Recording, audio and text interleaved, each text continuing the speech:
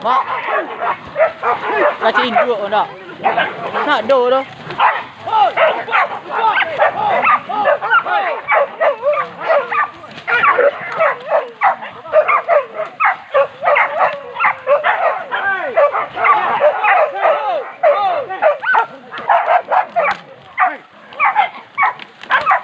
Cantik.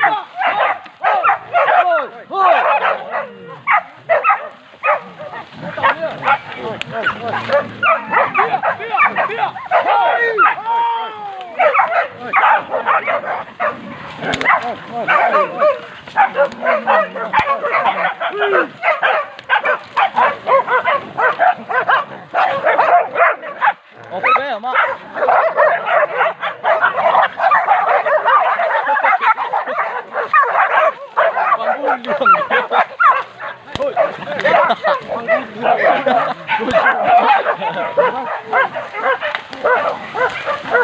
Pantik induk dia ramai.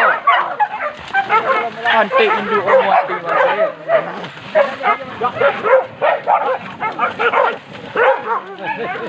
Nyak.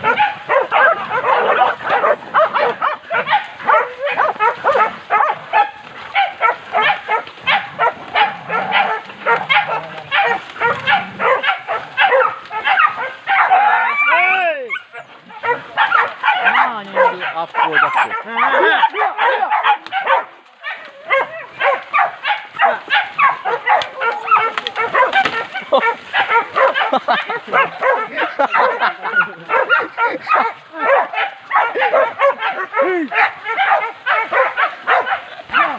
Ambil lah kacik induk itu.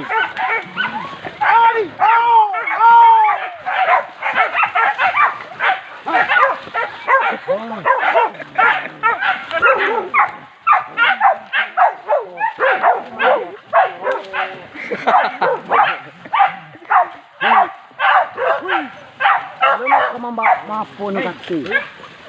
Kamu dia kaki tu ke?